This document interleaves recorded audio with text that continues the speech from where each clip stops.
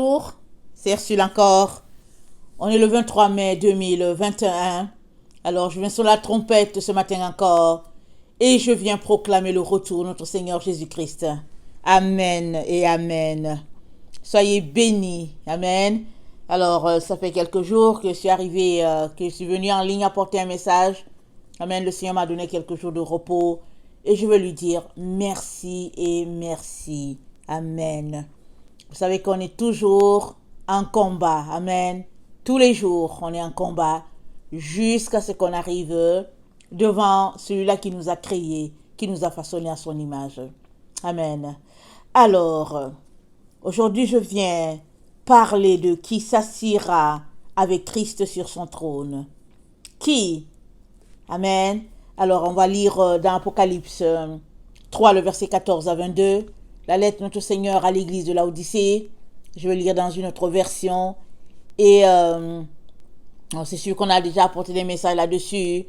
Et je viens apporter le message sur qui a soif. Amen. Alors, au messager de la communauté de Laodicée écrit, il dit ceci, l'Amen.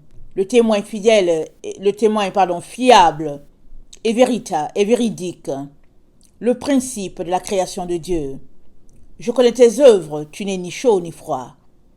Il vaudrait mieux que tu sois chaud ou froid. Ainsi, parce que tu es tiède et que tu n'es ni chaud ni froid, je vais te vomir de ma bouche.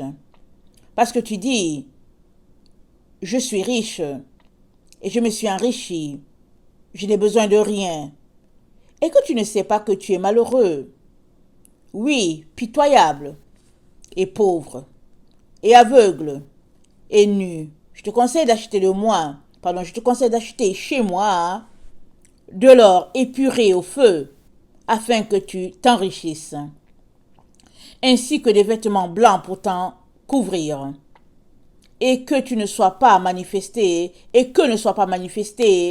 la honte de ta nudité, et aussi un onguent pour oint de tes yeux, afin que tu vois, moi, tout ce que j'aime, je les corrige, je les éduque. Demeure donc ardent et fais retour. Voici, je me tiens à la porte et je frappe. Si quelqu'un entend ma voix et ouvre la porte, j'entrerai chez lui. Je dînerai avec lui et lui avec moi. Au vainqueur, j'accorderai de siéger avec moi sur mon trône, comme moi aussi j'ai vaincu, et je siège avec mon Père sur son trône. Qui a des oreilles qu'il écoute ce que le souffle dit aux communautés. Amen. Alors le Seigneur nous dit au vainqueur, Amen, il dit, moi j'ai vaincu, et je siège avec mon Père sur son trône. Donc au vainqueur, j'accorderai de siéger avec moi sur mon trône. Amen. Alors Jésus-Christ, depuis qu'il est parti, il siège à la droite du Père. Il intercède pour nous. Amen. Alors, il nous dit aussi que si nous sommes vainqueurs de ce monde, on s'assiera aussi sur son trône à lui. Et ça veut dire de mener une vie comme Christ a vécu. Paul a dit, soyez mes imitateurs comme je le suis de Christ. Un homme a dit cela, c'est fort. Et ça veut dire que il a marché sur les traces de son Seigneur et son Sauveur. Toi et moi sommes appelés à faire pareil. C'est-à-dire, nous sommes appelés à taire la chair, à la clouer, à la tuer, voilà le mot. Nous sommes appelés à tuer la chair pour qu'en nous soit élevé l'esprit. Et ça, je vous dis, c'est tout un combat, toute une bataille. Et ça requiert qu'à tous les jours, nous puissions marcher écoutant la voix de Dieu. Alors souvent, Dieu va te dire, vas-y à droite, suis ce chemin-là. Pendant que tu es en train de suivre le chemin à droite, il te dit, oh non, vire à gauche, passe plutôt par ici. Alors tu dis, ok. Il dit, non, retourne, va de façon horizontale. Tu peux t'arrêter pour dire, Seigneur, est-ce que c'est vraiment toi? Moi, je suis fatigué, je ne fais plus. À partir de ce moment-là, tu viens de te déconnecter. tu viens de te déconnecter de la voie qui te dirige. Mais si tu restes à cette voie-là, confiante en cette voie-là, reconnaissant la voie de ton Seigneur, tu arriveras au bon port. Alors, on est vraiment dans les temps où nous devons être toujours à l'écoute du Seigneur. C'est pour cela que la Bible nous dit, priez sans cesse afin qu'il vous soit donné d'échapper. Priez sans cesse. Alors, ça veut dire que si tu as prié à 8 heures du matin, tu devais être toujours en train de prier. Quand 10 heures arrive, tu dois toujours en train de prier. Pendant que tu es en train de mettre le gaz dans ton auto, tu dois toujours en train de prier pour dire, Seigneur, je mets pour un montant de combien? Tu dois être en train de prier pour dire, Seigneur, est-ce que c'est ce que je suis en train de faire? Est-ce que c'est correct? Constamment en train de prier pour dire, Seigneur, protège-moi, Seigneur. Ça dit constamment. De telle sorte que, pendant que tu pries tout le temps, il peut te dire, après avoir pris l'essence, rentre directement chez toi. Alors que toi, tu avais prévu de passer et t'arrêter à l'épicerie, il dit, rentre directement chez toi. Alors tu dis, ok, d'accord, merci Seigneur, tu rentres. Et tu arrives là, tu apprends que, il y a eu un hold-up à une épicerie, et puis c'est l'endroit où tu devais passer. Ça, c'est la voie de notre Seigneur. Mais il faudrait qu'on puisse pratiquer et puis renoncer à soi. C'est-à-dire que tuer la chair pour dire, ok, Seigneur, vraiment, c'est difficile parce que moi, en tout cas, je voulais passer à l'épicerie, je voulais des œufs, je voulais des croissants, je voulais ceci, je voulais cela. Seigneur, en tout cas, je ne sais même pas pourquoi, Seigneur, tu ne veux pas que j'y passe. Seigneur, je ne serai pas longue. Seigneur, je te promets, je vais juste prendre 10 minutes et puis ta. Ça veut dire que finalement, c'est toi qui diriges ta vie, ce n'est plus le Seigneur. Mais à partir du moment où c'est le Seigneur qui dirige ta vie, alors tu ne peux pas dire au Seigneur, ok, Seigneur, négocions, ok, Jésus, s'il te plaît, Jésus, tu ne peux pas négocier avec Jésus. Et si tu mènes une telle vie, cette vie-là fait que tu as constamment soif d'entendre la voix du bon berger. Tu veux entendre, tu veux encore qu'il te donne des mets succulents de sa table. Et donc, si nous regardons le passage que nous sommes en train de lire dans Apocalypse, on va se concentrer là-dessus, c'est dit, je connais tes œuvres, tu n'es ni chaud ni froid. Il vaudrait mieux que tu sois chaud ou froid. Ainsi, parce que tu es tiède, ni chaud ni froid, je vais te vomir de ma bouche. Je te vomis. Et pourquoi Laodicée est-elle vomie? Elle est vomie parce qu'elle dit qu'elle est riche. Elle dit, je me suis enrichie, je n'ai besoin de rien. On va s'arrêter sur ce mot. Je n'ai besoin de rien. Sommes-nous cette génération-là? Oui, nous sommes une génération. On n'a pas tellement de besoins au fait. Quand on arrive dans nos maisons sont fournies à craquer. On a tous, ça dit, ce qui se passe au fait, c'est que on veut changer de sofa. Parce que celui-là qu'on avait, il était noir et on veut un rouge. Alors, on veut changer d'appareil électroménager parce que ceux-là qu'on avait, ils sont gris. Maintenant, on veut du blanc. C'est-à-dire, on a besoin de rien et on se délecte dans le luxe. On se délecte dans les envies. Mais si on s'arrêtait un peu pour dire que, écoutez, moi j'ai tout ce dont j'ai besoin, et alors avec le reste de l'argent, je peux aider quelqu'un. Si on allait dans ce sens-là, on irait dans le sens de Dieu, justement. Parce que Dieu aimerait nous voir comme ça, parce qu'il nous a gâtés. Mais est-ce que c'est les choses qui dirigent notre vie, ou bien est-ce que c'est l'Esprit de Dieu qui dirige notre vie? Parce que si c'est l'Esprit de Dieu qui dirige notre vie, jamais on ne peut dire « je n'ai besoin de rien ». Parce qu'on aura toujours soif de ce Jésus, on aura toujours soif de ce que Dieu, on aura toujours soif d'entendre la voix de Dieu pour dire « Seigneur, comment tu me diriges aujourd'hui? Qu'est-ce que tu me dis aujourd'hui ?» Alors, il nous dit dans Apocalypse 3, le verset 18, là, le 17-18, il dit « Je n'ai besoin de rien. Et tu ne sais pas que tu es malheureux? Oui, pitoyable, pauvre, aveugle, nu. Je te conseille d'acheter de moi de l'or épuré au feu, afin que tu t'enrichisses. » Et quand Dieu parle de s'enrichir ici, il ne parle pas de la richesse de la terre. Il parle de la richesse du ciel. Et cette richesse-là, comme les biens de ce monde ou l'or, pour qu'on puisse avoir ce matériel qui brille là, pour qu'on puisse l'avoir, il a fallu qu'il passe au feu à plusieurs fois et qu'on ait 18 carats, 24 carats, 36 carats, peu importe. Il a fallu que ça passe au feu à une certaine intensité. De la même manière, Jésus-Christ est en train de dire, ta richesse et la mienne, céleste, seront fonction du feu qui nous aura épurés. Et le feu qui nous aura épurés, ce sera les épreuves par lesquelles nous passerons parce que Dieu l'aura permis dans notre vie. Je ne sais pas si ça vous arrive de dire, Seigneur, c'est trop. Seigneur, c'est trop, c'est trop, c'est trop. Est-ce que ça vous arrive? Parce qu'il faut que ça vous arrive. Dans le temps dans lequel nous sommes, ce n'est pas les épreuves qui manquent aux enfants de Dieu. Et encore, on n'est pas encore arrivé au summum des épreuves. On n'y est pas arrivé. Parce que notre foi doit être testée dans les temps dans lesquels nous sommes. On doit avoir le type de foi des apôtres. Parce qu'ils sont tous morts, martyrs pour leur Dieu. Alors les gens voulaient arrêter l'œuvre de Dieu entre leurs mains. On leur a dit, non, non, on vous interdit de prêcher sous ce nom-là. Alors, un groupe leur a dit, mais jugez en vous-même, est-ce que vous trouvez que c'est correct d'arrêter de parler sous ce nom-là?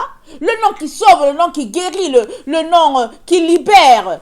Est-ce que c'est normal qu'on puisse arrêter de prêcher sous ce nom-là? On ne peut pas. Parce que c'est le nom qui est au-dessus de tout nom. Et la Bible dit que à ce nom-là, tout genou fléchira. Ce nom-là qui a guéri les lépreux, qui a guéri les aveugles nés, ce nom-là qui a ressuscité des morts, ce nom-là qui est au-dessus de tout nom, qui n'est autre que le nom du Fils de Dieu, ce nom qui sauve, qui délivre. Comment pouvons-nous arrêter? Parce que si nous arrêtons, c'est fini pour l'humanité. Alors ils ont continué, ils ont prêché, et ils sont morts, vraiment, pour le nom de Dieu. On les a mis là, on leur a demandé de choisir entre le vrai et le faux, entre Jésus-Christ et puis les valeurs de ce monde ou bien la religion romaine, peu importe. Ils sont tous tenus, ils ont dit non, on ne peut pas. On ne peut pas renier ce nom-là. Et c'est le feu par lequel ils sont passés. C'est ce feu-là qui les a épurés de telle sorte que leur richesse dans la présence de Dieu n'est pas monnayable. Leur richesse est telle que si on t'en parlait, tu n'en reviendras pas. Mais ils se sont oubliés eux-mêmes. Ils ont renoncé à eux pour que la volonté de Dieu soit. Et si toi et moi n'avons pas le type de soif qu'ils avaient pour en arriver là, on ne pourra pas. Parce que la parole de Dieu, elle se renouvelle à tous les jours en nous, si du moins nous le voulons. Alors, l'eau qui t'a désaltéré hier ne devrait pas être la même eau qui te désaltérerait aujourd'hui. Je veux dire la quantité et la qualité. Parce que l'eau que tu as bu hier, c'était hier. Mais aujourd'hui, tu vas encore avoir plus soif. Qu'est-ce que ça veut dire avoir soif? Avoir soif, je suis allée sur Wikipédia, ça veut dire ressentir un besoin. Généralement, celui de boire. Alors, c'est une sensation plus ou moins vive de sécheresse, au niveau de la bouche, au niveau du pharynx, et puis lié à ton organisme qui désire de l'eau. Ton organisme a soif, et puis finalement, l'organisme exprime ça par des soupirs au niveau de ta bouche, là où il y a la sécheresse, au niveau du pharynx. Tu as soif, tu dis non, il faut que je boive. Il faut que je boive parce que la langue finit par se coller au palais parce que tellement on a soif. Alors, si tu n'as pas ce type de soif-là, tu ne voudras pas te désaltérer encore. Si hier tu avais bu un petit verre d'eau, aujourd'hui encore tu vas venir, tu vas prendre le même verre d'eau. Il y a plusieurs personnes qui boivent toujours la même quantité d'eau et même elle diminue parce qu'ils le remplacent par du Sprite ou bien du Coca-Cola, etc. Et il y en a même qui disent on n'a plus besoin d'eau. On a été délivré de cela. Dieu merci pour les boissons gazeuses, etc., etc. On a tous besoin d'eau. Si dans le vrai, on a besoin d'eau pour nous désaltérer, à combien plus forte raison en avons-nous besoin dans le spirituel? C'est ça que Dieu nous dit. Et l'eau, amen, c'est la pure parole de Dieu. La parole limpide. La parole l'eau qui sort du trône, c'est là, cette eau-là, que personne d'autre ne peut te donner si ce n'est par l'Esprit de Dieu que tu peux l'avoir. Alors, ils disent de cette génération que nous sommes, amen, ils disent, je n'ai besoin de rien. Voiture, ils en ont. Tu veux changer. C'est-à-dire que quand tu as ta voiture, là, tu veux une autre, là, tu vas juste à la banque ou bien chez le concessionnaire, et il appelle ta banque et puis on te donne un autoprêt. Voilà comment le système fonctionne. Et tu es là-dedans. Mais Dieu nous dit, il dit, en fait, si c'est comme ça que tu fonctionnes, il dit, tu es pitoyable, tu es pauvre, tu es aveugle. Amen. Et l'Esprit de Dieu par la bouche de l'apôtre Jean nous dit qu'il y a un conseil, Dieu a un conseil pour nous. Et ce conseil-là, amen, c'est d'avoir de l'or épuré par le feu. C'est-à-dire que toi et moi ne devrions en aucun cas refuser les épreuves par lesquelles nous devons passer. Nous ne devons pas refuser. Vous savez, ce qui arrive souvent, c'est que à un moment donné, on a souffert, à un moment donné, on s'est dit, bon, enfin, bon débarras, vraiment. Et après, on se rend compte que non, le Seigneur nous donne juste un répit pour vraiment nous replonger bien même dans le feu là, bien le feu de purification. Alors, à ce stade-là, tu peux dire, Jésus, en tout cas, ça suffit comme ça. Moi, le Seigneur m'a montré plusieurs personnes comme ça, qui étaient dans le feu, à un moment donné, ils sont sortis, ils ont dit non, c'est bon. Moi, je suis fatigué de ce feu-là. C'est bon, bye bye. Plusieurs. Alors, il y a d'autres qui ont dit, ok, Jésus, toi et moi, c'est collé pour la vie. Alors, Seigneur, merci pour le répit que tu m'as donné. Comme tu me replonges encore dans le feu, ok, allons-y, Seigneur. Et le Seigneur s'attend à ce que ses enfants réagissent de la seconde manière. Ok, Seigneur, merci pour le répit. Merci parce que tu m'as donné plus d'énergie en dehors du feu. Seigneur, merci. Alors, on retourne dans le feu parce que ce n'est que dans le feu que le matériel sera poli et il sera du type désiré par notre Dieu. Parce que notre Dieu, qui est un feu dévorant, c'est le même qui nous dévore. Alors, quand tu n'es pas avec lui, il te dévore, tu brûles et puis c'est fini pour toi. Et quand tu es avec lui, son feu aussi te dévore. Mais c'est pour te purifier. C'est pour te rendre semblable à lui. Nickel, pur. Amen. Et nous sommes appelés, toi et moi, à être de ce type-là. D'avoir un type de soif ardent, brûlant, dévorant. Amen. Un désir passionné des choses de Dieu. Une passion. Tu peux t'asseoir, tu veux encore. Tu veux encore. Et cette passion-là, ça ne peut l'obtenir que si on demeure dans la présence de Dieu. Mais si aujourd'hui tu es dans la présence de Dieu, demain tu es devant la télévision vient voler ce que tu as reçu hier de Dieu. La télévision vient te le voler. Finalement, ce que tu as acquis hier, tu viens de le perdre. Ça fait plus ou moins. Ou bien blanc bonnet blanc, tu es au point zéro. Et pour que tu puisses avoir la victoire sur cette situation-là, il faudrait donc que la télévision soit fermée chez toi pendant un bon bout de temps et puis finalement, à tout jamais. Si c'est comme ça que tu agis, alors tu auras la victoire. Parce que chaque jour que tu viendras, Dieu te donnera encore un peu plus de soif. Et chaque jour que tu viendras, il te remplira, il te rassasiera, il te désaltérera, pardon. Et demain, quand tu reviendras encore, il te donnera un autre type de soif, différent de celui d'hier, beaucoup plus, en tout cas filtré encore, parce que c'est un miracle de Dieu, ou bien un privilège de Dieu, une bénédiction de Dieu, d'avoir soif. As-tu soif? As-tu soif? Et si tu n'as pas soif, demande-toi, mais pourquoi est-ce que je n'ai pas soif des choses de Dieu? Mais qu'est-ce qui fait que je n'ai pas soif? Parce que de toutes les manières, Dieu a dit que, en tout cas, ceux qui n'ont besoin de rien, là, ils seront vomis. Mais je devais avoir soif. Je devais avoir faim de la parole de Dieu. Mais qu'est-ce qui fait que, Seigneur, je n'ai pas soif? Le Seigneur va te le montrer. Peut-être que tu es quelqu'un qui aime beaucoup les magazines. Alors, dès qu'il y a un magazine qui sort, tu t'en vas les acheter. Les magazines Oprah, et puis peu importe le type, tu es toujours là dans les magazines. Tu regardes. Pendant que tu regardes, amen, tes yeux s'accoutument aux choses du monde. Peut-être que tu es quelqu'un qui aime beaucoup les réseaux sociaux. Et que dès que tu laves ton visage, il faut que tu ailles sur Facebook pour savoir ce qui se passe dans la vie des autres. C'est pas. Peut-être que tu es quelqu'un qui aime beaucoup les sports. Alors, pendant que tu regardes les autres courir leur destinée, tu as l'impression que tu es aussi sur le terrain en train de te battre là-bas. Peut-être que tu es ce genre-là. Peu importe le type que tu es, tu devras comprendre ceci. C'est que la soif que nous avons, amen, elle nous vient de Dieu le Père lui-même. Sinon, tu ne l'aurais pas. Alors, qu'est-ce qu'il a dit à la femme samaritaine? On va regarder rapidement. Il lui a dit, Jean 4, verset 14.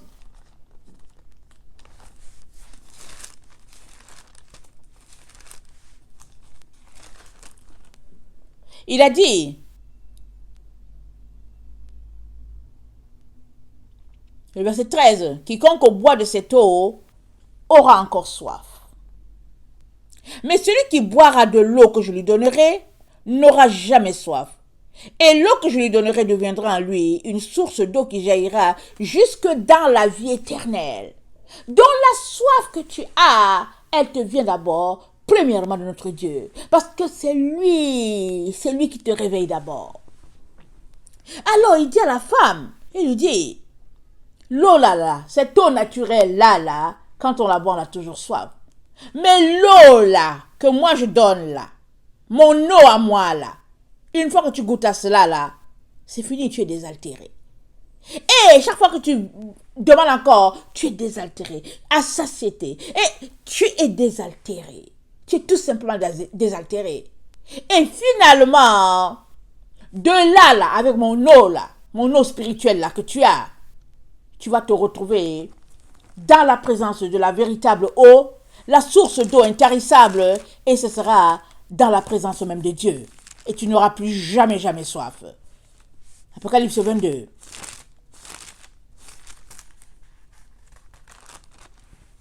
Et il me montra un fleuve d'eau de la vie, limpide comme du cristal qui sortait du trône de Dieu et de l'agneau.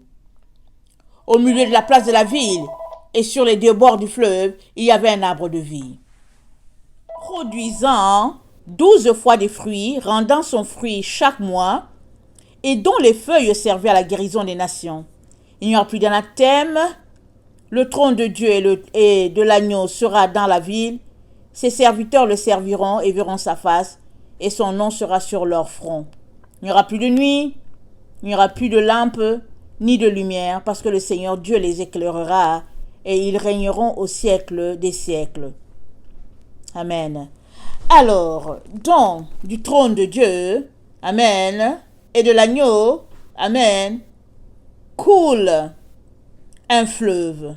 Et ce fleuve-là, c'est dit que c'est un fleuve d'eau de la vie, limpide comme le cristal, et que ce fleuve-là, il sort du trône de Dieu. Waouh! Le trône de Dieu et le fleuve sort, et c'est ça que nous buvons. Amen. Et nous savons que ce sont toutes ces paroles-là que nous avons reçues. Amen. Et que même, une fois que ça vient jusqu'à nous, au fait, c'est souvent désaltéré, c'est altéré, pardon. Mais déjà, nous avons la parole de Dieu. Amen.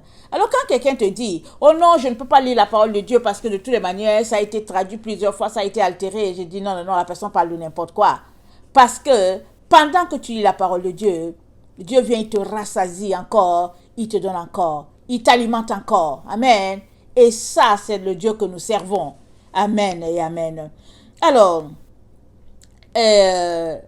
si donc tu es quelqu'un qui veut connaître ce Dieu-là, si donc tu es quelqu'un qui aimerait plus de lui, tu peux être sûr et certain que lui, il va te désaltérer, il va te rassasier, il va te combler. Il n'y a rien sur cette terre, amen, qui est trop, comment on appelle ça, qui est trop grand pour lui, amen, pour qu'il ne puisse pas le faire.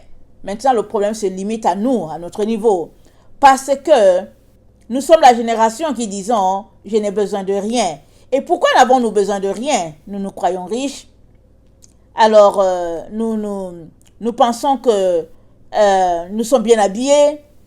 Nous pensons que, au fait, la vie de ce monde, c'est cela la vie. On est satisfait avec les biens matériels que nous voyons.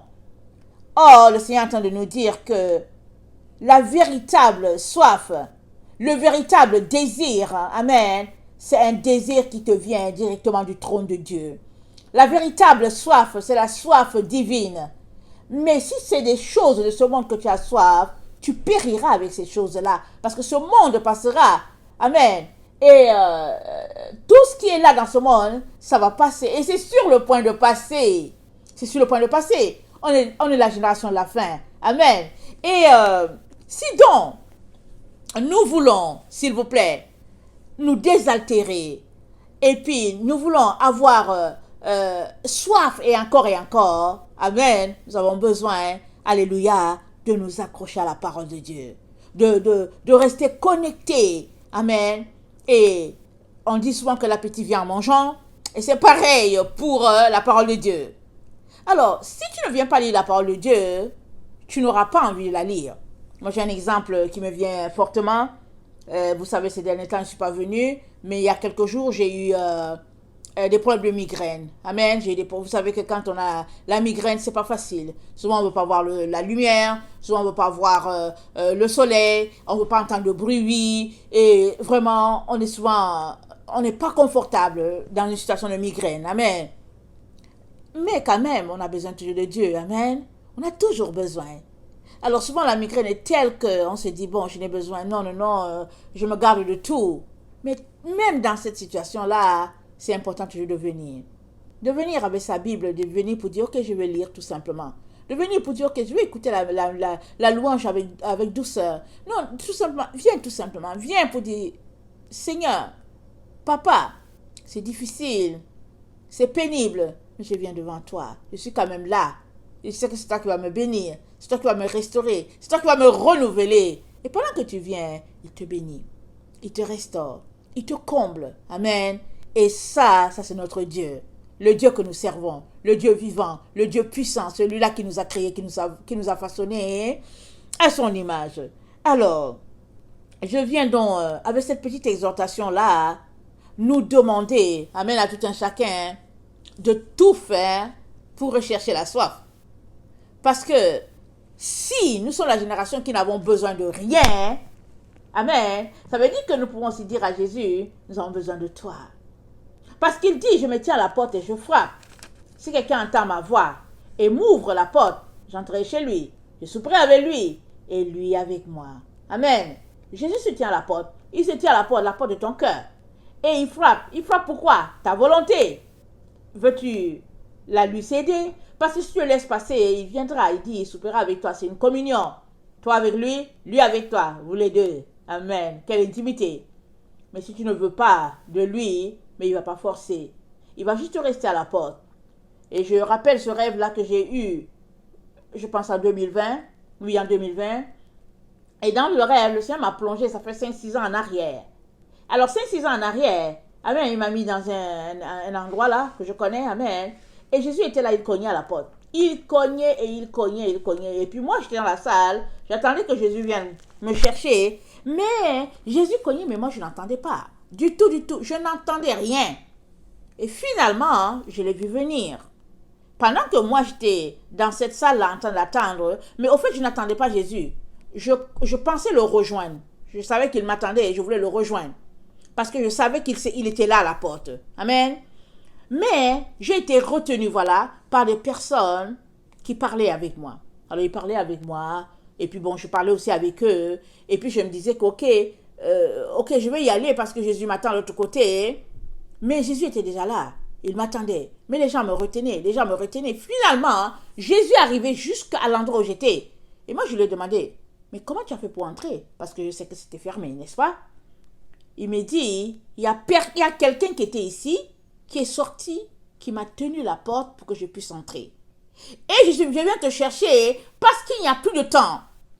Il n'y a plus de temps. Et je sors du rêve. Amen. Et quand je suis sortie du rêve, j'ai regardé comment il m'avait replongé à cette image-là qu'il m'avait présentée, ça fait 5-6 ans en arrière. J'étais tout simplement étonnée qu'il me donne un rêve avec cette position-là, cette image-là, cet endroit-là précis.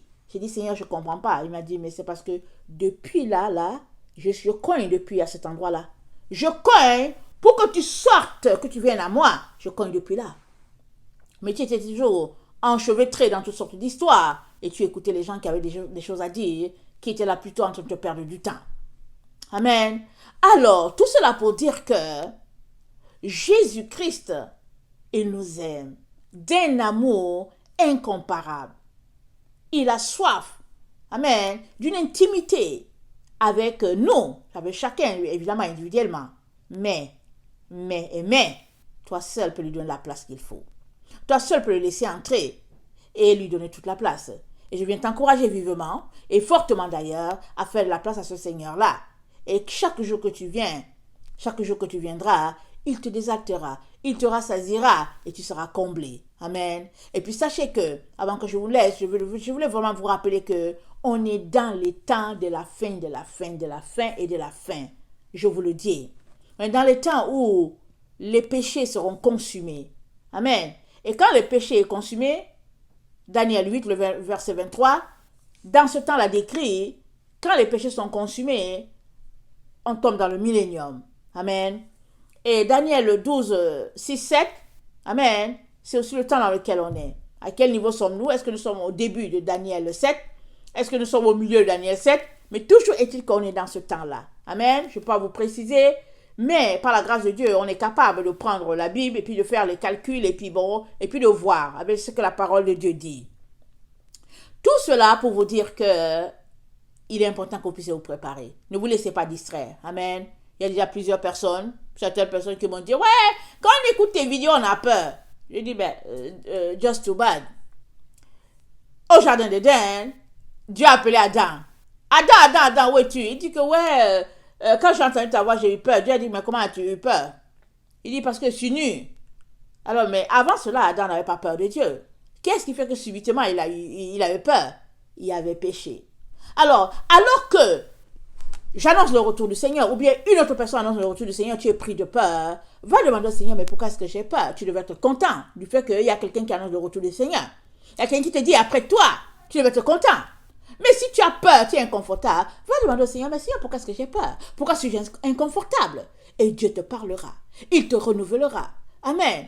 Il mettra, amen, un amour fougueux pour lui, et tu seras content du fait qu'il y a des personnes qui proclament son retour. Amen. Alors, je viens encore sonner la trompette. Je la sonne très très bien pour te dire, on est dans le temps où nos yeux le verront face à face. La question elle est celle-ci. Es-tu prêt? Amen. Es-tu prêt? Es-tu en train d'interpréter? Et si tu penses que tu es prêt et que tu es en train d'interpréter, qu'est-ce que tu es en train de faire pour que les autres aussi puissent s'apprêter pour sortir de leur illusion? Amen. Que le Seigneur bénisse sa parole. Je vous aime beaucoup. Et Dieu davantage. Maranatha, Jésus revient. Amen et amen. Soyez bénis. Alléluia.